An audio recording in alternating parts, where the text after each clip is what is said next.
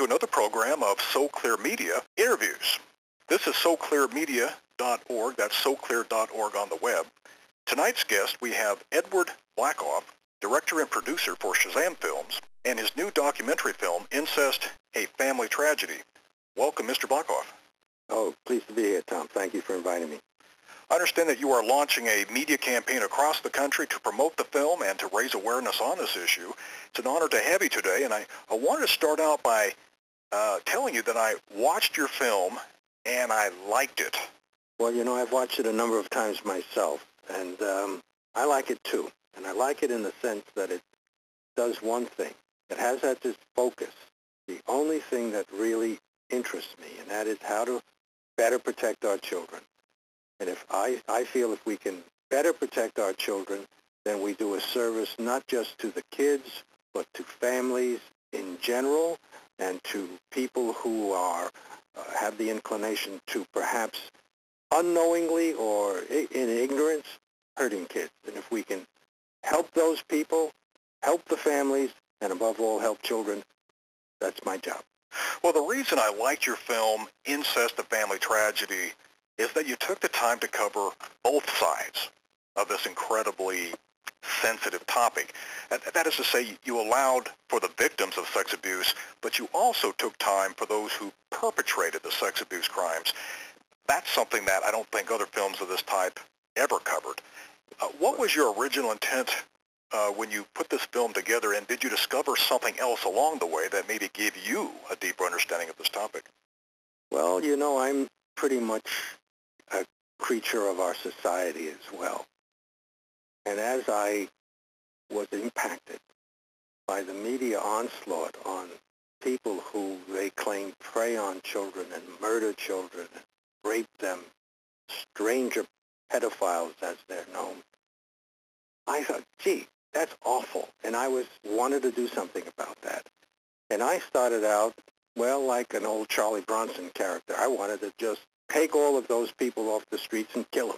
And as I got into this discovery process of what child abuse is all about, I learned that the people who are caught up in child abuse are in the family.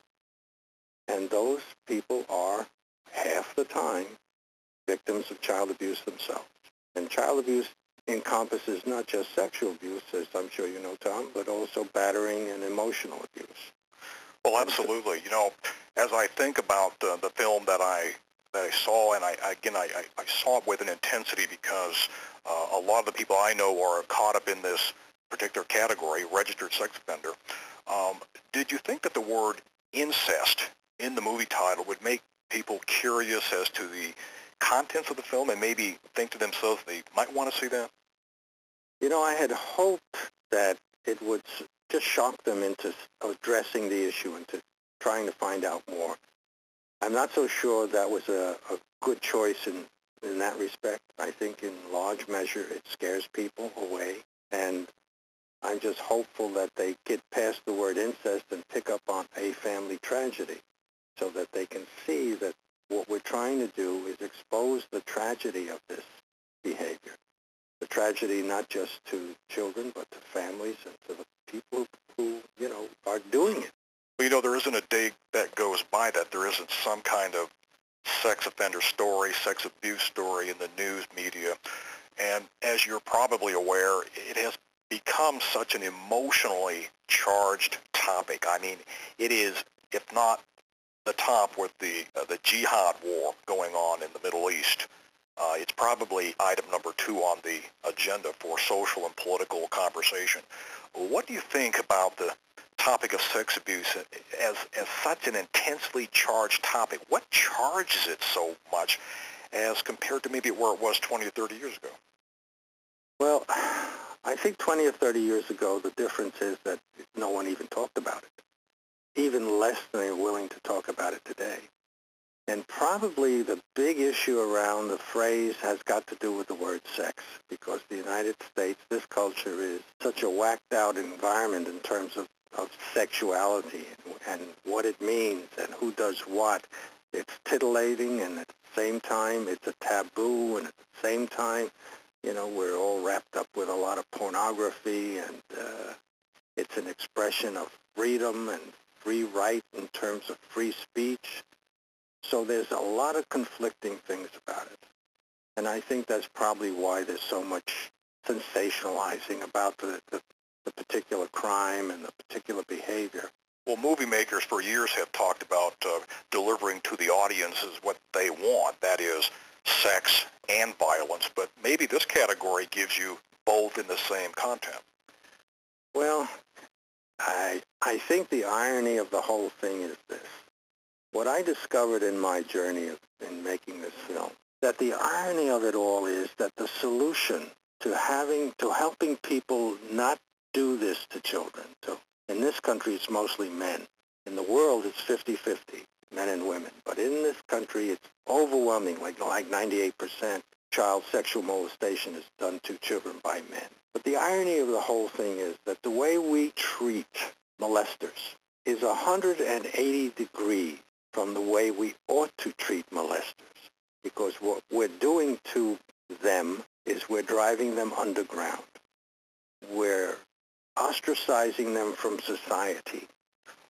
With the registration and the residence laws, we're making it impossible for sex molesters to live a life that keeps them in a place where we can both keep them in therapy and know where they are so that we can help them. If we don't help them to have a steady, solid life, what we're doing is we're driving them into becoming itinerant.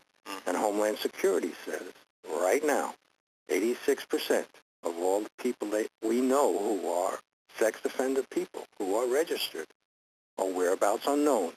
Now, that is not good for children. That's not good for families, not good for the guys themselves. So we have to adapt a very different approach to dealing with this problem, to dealing with this issue.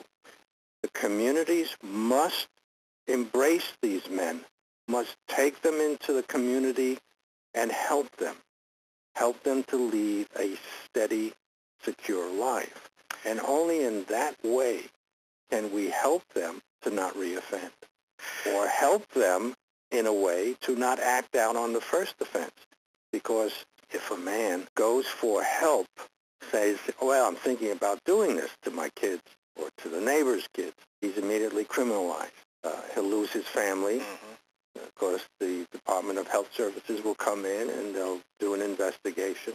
And this guy becomes immediately criminalized, even though he can't be prosecuted because he didn't do anything. He nonetheless is treated as a criminal, and the family is broken up and destroyed. Well, in your film, I was struck by the emotional and the psychological damage of the adults who, back when they were children, were sexually abused by adults at that point in time. Sexual abuse, humiliation, and all of these years later, you in the film, you heard, you saw, you felt that pain and that suffering that they had gone through and are going through in some cases. Was it very hard to get these former victims, or maybe I should say victims, to speak up and be in the film? It was difficult to find them. It was not difficult to encourage them to speak. When these people that are in the film are people who are in some way heroic, some way brave, because as you probably know, there are vigilante groups all over the United States who are taking it upon themselves to kill people who have been identified as sex molesters. So I offered them the opportunity to do something good in their lives. I offered them, in effect, a healing blessing. That's how I see it. I said, do this if you can. Do this if you wish. The chief beneficiary, in my view, of the people who came along and testified as to what they did and to whom were those people themselves, because they had a healing, and at the same time they knew they were probably going to save a life of some child, either by reaching a molester who hadn't, or reaching a molester who had and helping him